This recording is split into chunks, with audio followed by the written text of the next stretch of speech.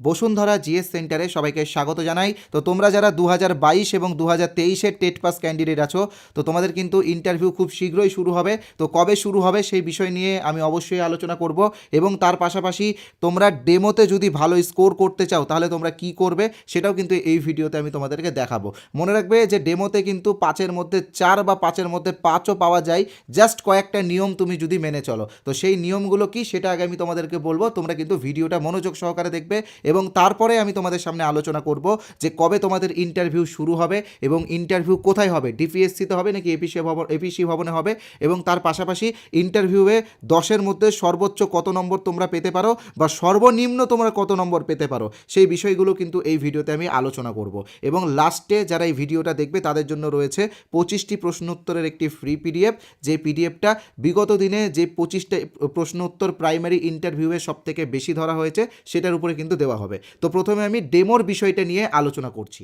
দেখো, ডেমোর ক্ষেত্রে একটা বিষয় তোমরা অবশ্যই মাথায় রাখবে যে 2022 সালে যে প্রাইমারি ইন্টারভিউটা হয়েছিল সেখানে কিন্তু ডেমোতে আমরা দেখেছিলাম যে অনেক ক্যান্ডিডেট আছে যারা 5-এর মধ্যে 1 পেয়েছে, অনেক ক্যান্ডিডেট আছে যারা 5-এ 2 বা 3 পেয়েছে, আবার অনেক ক্যান্ডিডেট আছে যারা 5-এর মধ্যে 4 পেয়েছে বা 5 পেয়েছে।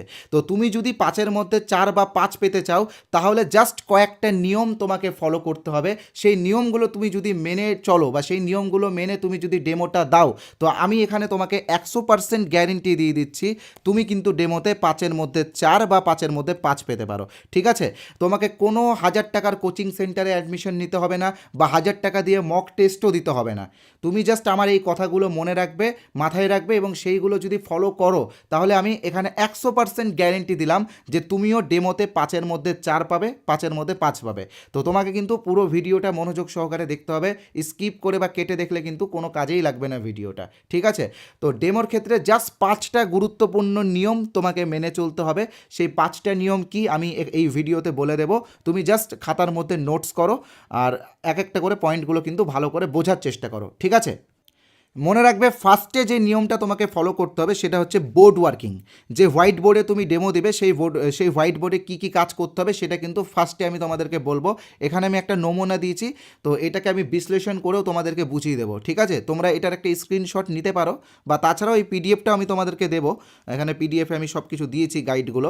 তবে আমার মনে হয় পিডিএফের থেকে গুরুত্বপূর্ণ হচ্ছে আমার কথাগুলো শোনা। সবাই কিন্তু আমার কথাগুলো মন দিয়ে শুনবে। মনে রাখবে, ডেমোতে তুমি যদি কম নম্বর পাও তাহলে কিন্তু চাকরিটা তোমার হবে না, ডেমোটা কিন্তু তোমাকে ভালো মতনই দিতে হবে। তো ফার্স্টে আমি কি বললাম? Board working. ঠিক আছে? এবার আসছি আমি সেকেন্ড পয়েন্টে। সেকেন্ড পয়েন্ট খুবই গুরুত্বপূর্ণ, এবং সেকেন্ড পয়েন্ট অনেকেই ফলো করে না দেখে ইন্টারভিউয়ে কিন্তু ওই 5-এর মধ্যে 2, 3 এরকম নম্বর পায়। তো সেকেন্ড পয়েন্টটা হচ্ছে পূর্ব জ্ঞানের সাথে সাক্ষাৎ। ঠিক আছে? কি করে করবে সেটাও আমি বুঝিয়ে দেবো এই ভিডিওতে। ঠিক আছে? থার্ড পয়েন্টটা খুবই গুরুত্বপূর্ণ, সেটা হচ্ছে অভিনয়। তোমাকে ইন্টারভিউ রুমে গিয়ে অভিনয় করতে হবে। এবার অনেকেই বলে যে অভিনয় তো আমি করতে পারি না, আমার মুখ থেকে মানে আওয়াজ বেরায় না, গলা কেঁপে যায়। তো দেখো, আমি তোমাদেরকে এই ভিডিওতেই শিখিয়ে দেবো কীভাবে তুমি অভিনয়টা করবে বা কীভাবে প্র্যাকটিসটা করবে। ঠিক আছে? কোনো কোচিং সেন্টার লাগবে না, তুমি নিজের বাড়িতেই করতে পারবে। আমি বলে দেবো ট্রিক্সটা। এই ট্রিক্সে আমি তোমাকে বলছি, 2022-এ বা 2020-তে যে ইন্টারভিউগুলো হয়েছে, আমাদের এই ট্রিক্সগুলো ফলো করে কিন্তু প্রায় কয়েক হাজার জন চাকরি পেয়েছে। ঠিক আছে? তাই তুমি এই ট্রিক্সগুলো ফলো করো, তুমিও ভালো স্কোর করবে, তুমিও চাকরি পাবে। এবার আমি তো শিখিয়ে দেবো কীভাবে অভিনয় করতে হবে। এবার তাছাড়াও অনেকেই বলে যে আমি অভিনয় করতে পারবো না, আমার অভিনয় হয় না ঠিকঠাক। তো তাদেরকে একটাই কথা বলবো, তুমি যদি না পারো তাহলে তুমি চাকরি পাবে না। যে করতে পারবে সে চাকরি পাবে, তাই না?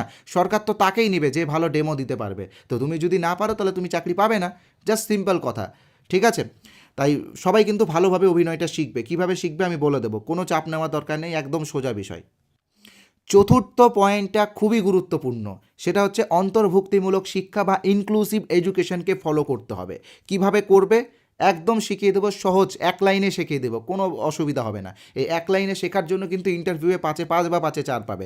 জাস্ট ভিডিওটা দেখো, এবং তুমি খুবই ভাগ্যবান যে ভিডিওটা তোমার কাছে পৌঁছে গেছে। এবারে আসছি 5 নম্বর পয়েন্টে। 5 নম্বর পয়েন্ট হচ্ছে মূল্যায়ন।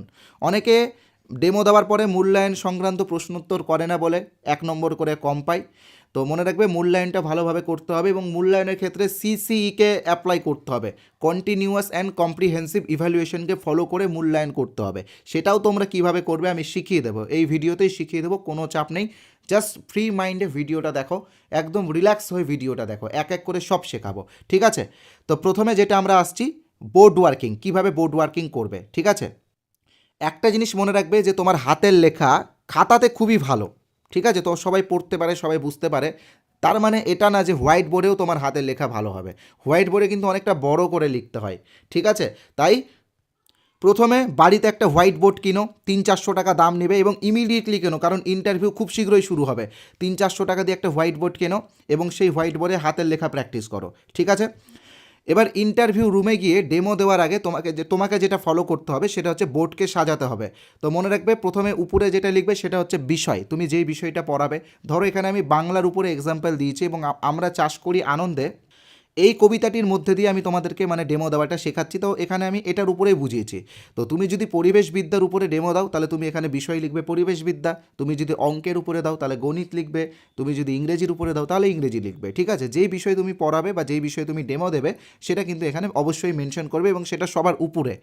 তারপরে হচ্ছে বাঁদিকে লিখবে শ্রেণী। তো দেখো আমরা চাষ করি আনন্দে, এই কবিতাটা তৃতীয় শ্রেণীর, তো আমি এখানে তৃতীয় শ্রেণী লিখেছি, তোমরা যেই শ্রেণীর উপরে দেবে সেই শ্রেণীর এখানে নামটা লিখে দেবে, ঠিক আছে।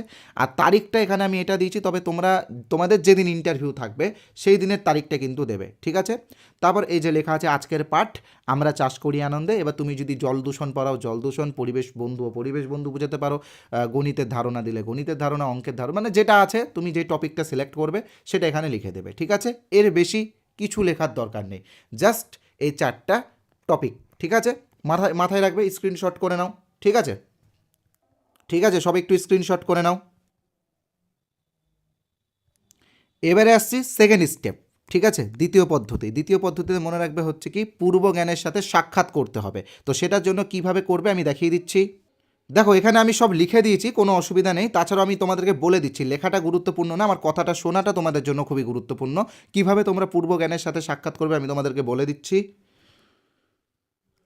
ধরো এখানে আমি যেটা এক্সাম্পল দিয়েছি আমরা চাষ করি আনন্দে, এই কবিতাটা আমি বাচ্চাদেরকে পড়াবো, ঠিক আছে। তো এটার পূর্ব জ্ঞানের সাথে সাক্ষাৎ কিভাবে করব আমি তোমাদেরকে বলে দিচ্ছি। ধরো বাচ্চাদেরকে আমি এরকম একটা প্রশ্ন করতে পারি, গিয়েই ধরো বলতে পারি যে তোমরা সবাই কেমন আছো। তো বাচ্চারা বলবে যে হ্যাঁ ভালো আছি।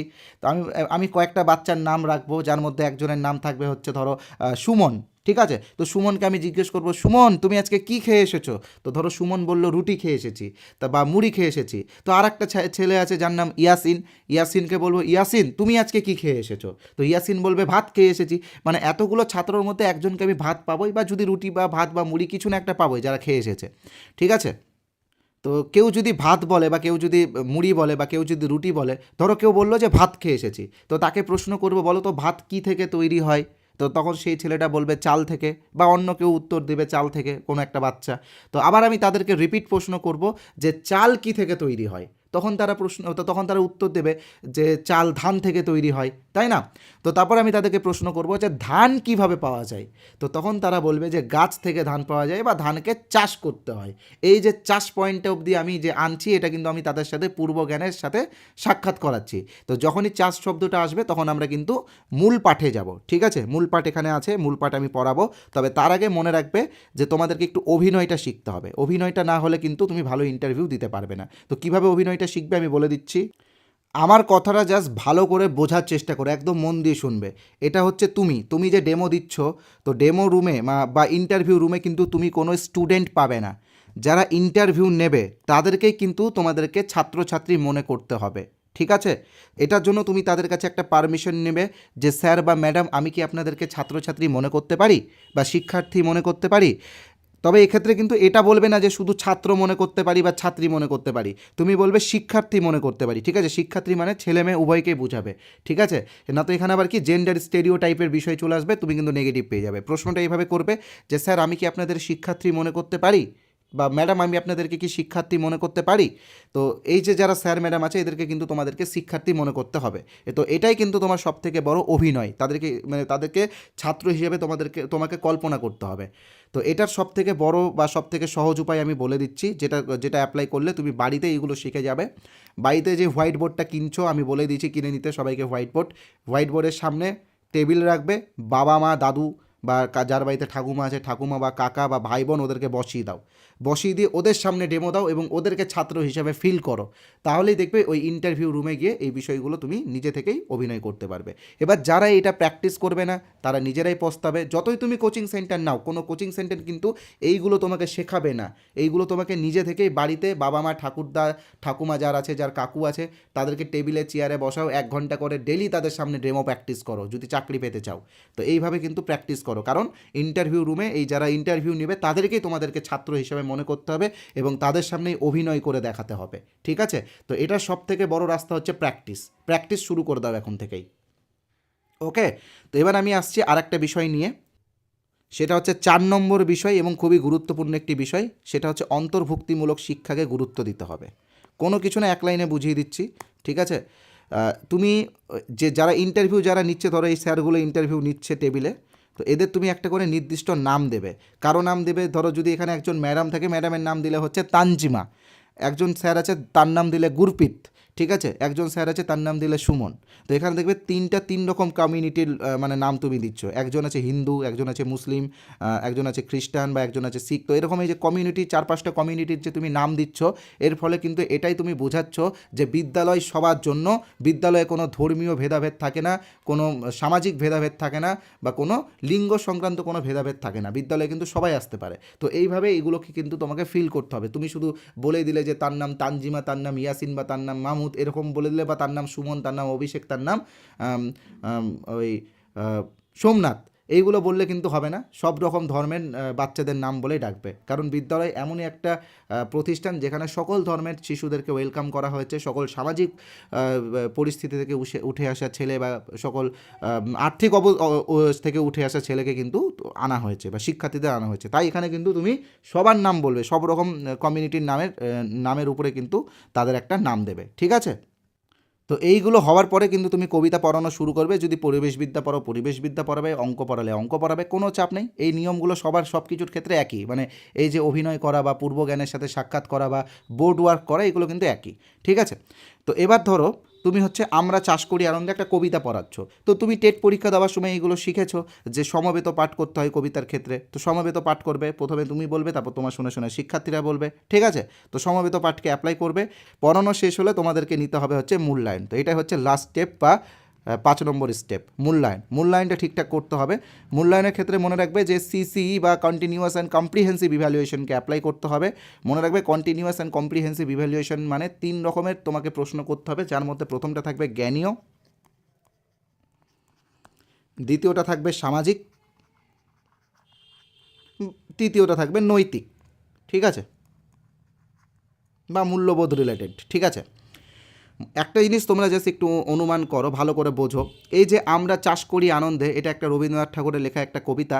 তো আমাদের প্রাথমিক শিক্ষা পর্ষদ এই কবিতাটা ক্লাস 3-তে কেন সিলেক্ট করেছে? তার কারণ একটাই, যে যারা 3-তে পড়ে তাদের মোটামুটি বোধ শক্তি হয়ে যায় এবং তারা যাতে বুঝতে পারে যে চাষিরা আমাদের জন্য কতটা পরিশ্রম করে, চাষিদেরকে আমরা অন্নদাতা কেন বলি, তারা চাষ করে বলেই কিন্তু আমরা খেতে পাই। তো এই যে চাষিদের গুরুত্ব আমাদের জীবনে কতটা, সেটা বোঝানোর জন্যই কিন্তু এই কবিতাটা পর্ষদ কিন্তু 3য় শ্রেণীতে সিলেক্ট করেছে। তো এখানে কিন্তু সব রকম প্রশ্ন তোমাদেরকে করতে হবে। জ্ঞানীয় প্রশ্ন তুমি এরকম করতে পারো যে আমরা চাষ করি আনন্দে এই কবিতাটি কে লিখেছেন? তো বাচ্চারা বলবে রবীন্দ্রনাথ ঠাকুর। এটা একটা জ্ঞানীয় প্রশ্ন, এটা মুখস্থ করতে হয়, তাই না?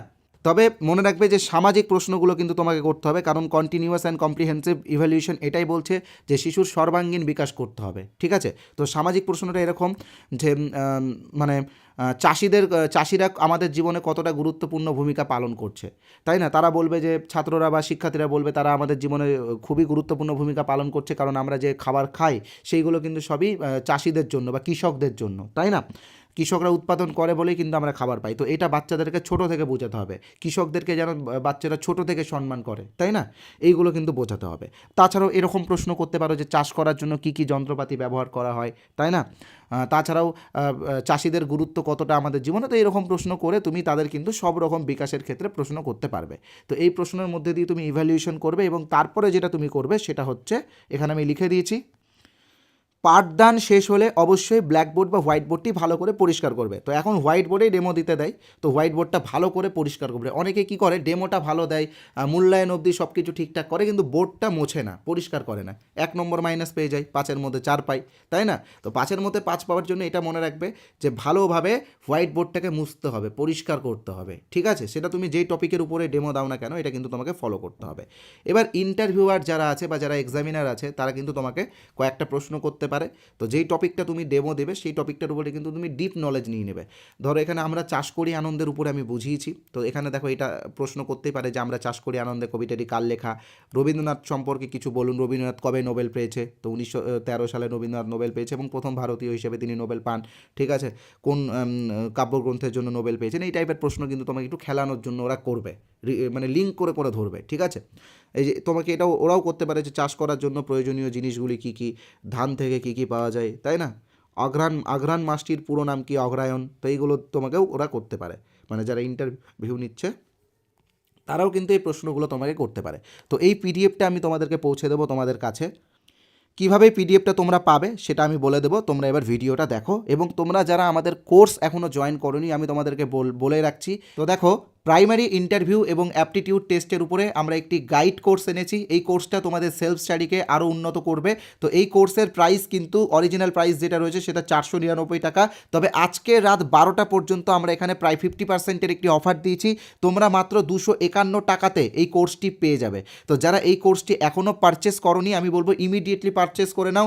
এই 251 টাকা শুধুমাত্র তোমাকে একবারই পেমেন্ট করতে হবে, মাসে মাসে পেমেন্ট করার কোনো ব্যাপার নেই। এবং যদি ভালো ইন্টারভিউ দিতে চাও নিজের উপরে ভরসা রেখে, তাহলে এই কোর্সটা তোমরা ইমিডিয়েটলি নিয়ে নাও। এই কোর্সে আমরা এনসিএফ 2005, আরটি 2009, সর্বশিক্ষা মিশন, নির্মল বিদ্যালয় অভিযান এবং মিড ডে মিল স্কিম সহ ন্যাশনাল এডুকেশন পলিসি 2020, তো এইগুলোর উপরে কিন্তু আমরা ক্লাস দিয়েছি, ভিডিও ক্লাস এবং পিডিএফ দিয়েছি। তোমরা এই ক্লাসগুলো দেখলে ইন্টারভিউ রিলেটেড যে প্রশ্নগুলো এইগুলো টপিক থেকে ধরা হবে সেগুলো কিন্তু তোমরা খুব সহজভাবে বলতে পারবে, ঠিক আছে? আর তার পাশাপাশি আমরা 10টা পিডিএফ তোমাদেরকে দিয়েছি, যে পিডিএফগুলোতে ইন্টারভিউ রিলেটেড প্রচুর প্রশ্ন উত্তর রয়েছে, সিচুয়েশন বেস প্রশ্ন উত্তরও রয়েছে। তো কীভাবে জয়েন করবে আমি তোমাদেরকে বলে দিচ্ছি। স্ক্রিনে তোমরা যে নাম্বারটা দেখতে পাচ্ছ 8918259248, এই নাম্বারে আমাদের ফোনপে আছে, গুগল পে আছে, পেটিএম আছে, অ্যামাজন পে আছে। তোমরা চাইলে পাশে যে কিউআর কোড আছে সেই কিউআর কোড স্ক্যান করেও পেমেন্ট করতে পারো। ব্যাঙ্কিং নেম সোমনাথ সাহা অথবা বসুন্ধরা দেখাবে। পেমেন্ট করার পরে তোমরা কিন্তু হোয়াটসঅ্যাপে, মানে এই যে নাম্বারটা যেটা রয়েছে 8918259248, এই নাম্বারে হোয়াটসঅ্যাপে পেমেন্টের স্ক্রিনশটটা পাঠিয়ে দেবে। আমরা আমাদের কোর্সে তোমাদেরকে জয়েন করিয়ে নেব, ঠিক আছে? তো যারা জয়েন হতে চাও তাদেরকে বলবো ইমিডিয়েটলি জয়েন হয়ে যাও। 20টা গুরুত্বপূর্ণ ভিডিও ক্লাস এবং 10টা গুরুত্বপূর্ণ পিডিএফ তোমরা সঙ্গে সঙ্গে পেয়ে যাবে, ঠিক আছে? তাড়াতাড়ি জয়েন হয়ে যাও। মনে রাখবে আজকে রাত 12টা পর্যন্ত কিন্তু অফার রয়েছে, মাত্র 251 টাকাতে তোমরা এই কোর্সটি পেয়ে যাবে। তো এবার আমি বলছি তোমরা ফ্রি পিডিএফটি কীভাবে পাবে। তবে তার আগে আবারও বলে রাখি, যারা আমাদের চ্যানেলটি এখনও সাবস্ক্রাইব করোনি তারা কিন্তু ইমিডিয়েটলি সাবস্ক্রাইব করে দাও। এতক্ষণে কিন্তু তোমরা বুঝতে পেরেছো এই চ্যানেলটা তোমাদের জন্য কতটা গুরুত্বপূর্ণ। ভিডিওটা অবশ্যই লাইক করবে, কমেন্ট করবে, তোমার কোন টপিকের উপরে ভিডিও চাই বা কোন ক্লাসের উপরে ভিডিও চাই সেটা কমেন্ট করবে, আমরা আনার চেষ্টা করব। ভিডিওটা প্রচুর পরিমাণে শেয়ার করবে, ওকে? আর বেল আইকনে অবশ্যই প্রেস করে রাখবে যাতে পরবর্তী ভিডিওগুলো তোমার কাছে পৌঁছে যায়, ওকে? তো এবার আমি আলোচনা করব তোমরা কিভাবে ফ্রি পিডিএফটা পাবে। তো দেখো, যেই টপিকটার উপর আমি ডেমো দিলাম, এই যে আমরা চাষ করি আনন্দে, এই ডেমোর পিডিএফটা তো আমি তোমাদেরকে বিনামূল্যে দেবো বলেছি। তার পাশাপাশি 25টা গুরুত্বপূর্ণ প্রশ্নোত্তরের পিডিএফও আমি তোমাদেরকে ফ্রিতে দেবো, যেখানে ইন্টারভিউ রিলেটেড 25টি গুরুত্বপূর্ণ সিচুয়েশন বেস কোশ্চেন্স রয়েছে, যেইগুলো বিগত দিনের প্রাইমারি ইন্টারভিউ, যেমন 2016-র প্রাইমারি ইন্টারভিউ, 2020-র প্রাইমারি ইন্টারভিউ এবং 2022-এর প্রাইমারি ইন্টারভিউয়ে সব থেকে বেশি ধরা আছে, সেই প্রশ্নগুলোই আছে। তো এই যে হোয়াটসঅ্যাপ নাম্বার তোমরা দেখতে পাচ্ছ 8918259248, এই নাম্বারে কিন্তু হোয়াটসঅ্যাপে তোমরা এসএমএস করবে, লিখবে INT, ব্যাস, আর কিছু লেখার দরকার নেই। জাস্ট INT লিখে হোয়াটসঅ্যাপে এসএমএস পাঠাবে। তার সাথে সাথেই তোমরা গ্রুপের লিঙ্ক পাবে, 3টা গ্রুপের লিঙ্ক পাবে।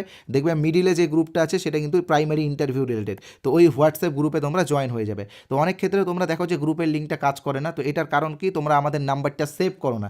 আমাদের নাম্বারটা যেই তোমরা সেভ করবে অমনি তোমরা দেখবে যে লিঙ্কটা কাজ করছে। লিঙ্কে ক্লিক করে আমাদের হোয়াটসঅ্যাপ গ্রুপে তাড়াতাড়ি জয়েন হয়ে যাবে। গ্রুপে একটি নির্দিষ্ট সময়ে আজকেই আমরা এই পিডিএফগুলো দেবো, ঠিক আছে? যারা এই নাম্বারটা সেভ করতে বিরক্ত বোধ করছো, তোমাদেরকে বলে রাখি এই ভিডিওর কমেন্ট বক্সে যাও, কমেন্টে দেখবে প্রথম কমেন্টটা আমি পিন করে রেখেছি, সেটা হচ্ছে আমাদের এই হোয়াটসঅ্যাপ লিঙ্কটা, এই নাম্বারের লিঙ্কটা। সেই লিঙ্কে ক্লিক করলে তোমরা সরাসরি আমাদের হোয়াটসঅ্যাপে চলে আসতে পারবে এবং INT লিখে এসএমএস করলেই তোমরা ওই ফ্রি পিডিএফের গ্রুপের লিঙ্কটা পেয়ে যাবে। গ্রুপটাতে তোমরা তাড়াতাড়ি জয়েন হয়ে যাবে, ওকে? তো এবার আমি আলোচনা করব হচ্ছে তোমাদের ইন্টারভিউটা কবে শুরু হবে বা কবে শুরু হচ্ছে, তার পাশাপাশি ইন্টারভিউয়ের সর্বনিম্ন কত নম্বর বা সর্বোচ্চ কত নম্বর পাওয়া যায়, মানে 10-এর মধ্যে সর্বনিম্ন তোমরা কত পেতে পারো বা সর্বোচ্চ তোমরা কত পেতে পারো, এই দুটো বিষয়ে আলোচনা করব। আর তার পাশাপাশি কোথায় ইন্টারভিউ হতে পারে, এপিসি ভবনে নাকি ডিপিএসসিতে, তো সেটাও আলোচনা করব। তো দেখো, কেবল তোমাদের ফর্ম ফিল আপ শুরু হচ্ছে, এখনও কিন্তু 2 মাস প্রসেসিং চলে, ঠিক আছে। ফর্ম ফিল আপ হয়ে গেছে, প্রায় শেষের দিকে রয়েছে, তো 2 মাস এটা লাগবে প্রসেসিং হতে, তারপরে তোমাদের ইন্টারভিউ শুরু হবে। তো তোমরা জানুয়ারি ধরে রাখো, জানুয়ারি লাস্ট উইক বা ওই 27-28 তারিখ বা ধরো ফেব্রুয়ারি ফার্স্ট উইক থেকে তোমাদের ইন্টারভিউ শুরু হয়ে যাবে, ঠিক আছে। তো যেহেতু ক্যান্ডিডেট প্রায় 55,000-এর কাছাকাছি, ঠিক আছে, তাহলে ইন্টারভিউটা কিন্তু ডিপিএসসিতে হওয়ার চান্স বেশি। আবার একটা জিনিসও আমরা লক্ষ্য করেছিলাম, আগেরবার প্রথমে কিন্তু 30,000 ক্যান্ডিডেট ছিল যখন বিএড ভ্যালিড ছিল, তো তখন কিন্তু ইন্টারভিউটা এপিসি ভবনে শুরু হয়েছিল। তো জাস্ট 15,000 ক্যান্ডিডেট বেশি আছে, তো এখন এটা পর্ষদ বলতে পারবে। তবে মনে রাখবে, যদি এপিসি ভবনে ইন্টারভিউ হয় তো সেটা কিন্তু অনেকটা টাইম লাগবে, অনেক সময় লাগবে। ডিপিএসসিতে ইন্টারভিউ হলে সেটা তাড়াতাড়ি হয়ে যাবে, ঠিক আছে। আর একটা বিষয়, আজকের লাস্ট বিষয়, ইন্টারভিউয়ে তোমরা সর্বোচ্চ এবং সর্বনিম্ন কত নম্বর পেতে পারো। ইন্টারভিউয়ে 5 আছে এবং অ্যাপটিটিউড টেস্টে 5 আছে। 22 সালে যে প্যানেলটা আছে সেই প্যানেলটা আমাদের অফিসিয়াল টেলিগ্রাম চ্যানেলে আমরা আপলোড করে রেখেছি, তোমরা চাইলে সেই প্যানেলটা দেখতে পারো। সেখানে স্পষ্টভাবে তোমরা দেখতে পাবে যে প্রচুর ক্যান্ডিডেট আছে যারা ইন্টারভিউয়ে 5-এর মধ্যে 1 পেয়েছে, 1-এর নিচে কিন্তু কেউ পায়নি।